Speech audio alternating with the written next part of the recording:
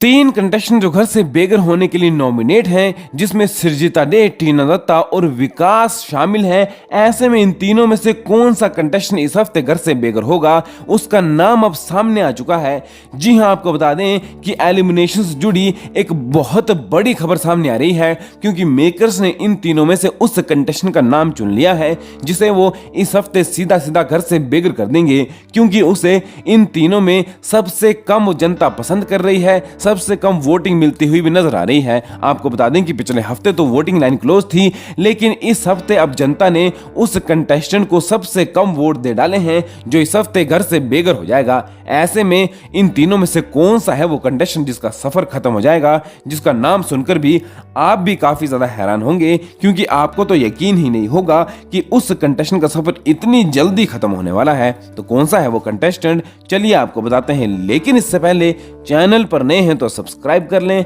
साथ में घंटी के निशान को जरूर दबा दें। चलिए बात करते हैं इन तीनों कंटेस्टेंट की कि इन तीनों में से कौन से कंटेस्टेंट का सफर इस हफ्ते खत्म हो जाएगा। तो जैसा कि आप सब जानते ही हैं कि पहले 4 कंटेस्टेंट घर से बेघर होने के लिए नॉमिनेट थे, जिसमें टीना दत्ता, सृजिता डे, अंकित गुप्ता और विकास का नाम शामिल था।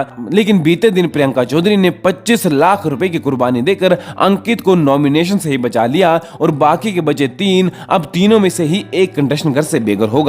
ऐसे में अगर बात करें वोटिंग की कि इन तीनों में किसे सबसे ज्यादा वोट मिल रहे हैं और किसे कम वोट मिल रहे हैं, उससे तो साफ साफ ये क्लियर हो जाएगा कि इन तीनों में से ऐसा कौन सा कंटेस्टेंट है जो सीधा सीधा घर से बेघर होने वाला है। तो बात करें अगर उस कंटेस्टेंट की जिसे सबसे ज्यादा वोट मिल रहे हैं, तो वो है सृजिता डे। जी हां, यही बड़ी वजह थी कि सृजिता डे घर से बेघर भी हो गई थी, लेकिन जनता ने उन्हें काफी पसंद किया। जनता की वजह से उन्हें एक बार फिर से वाइल्ड कार्ड के तौर पर घर के अंदर एंट्री दिलवा दी है।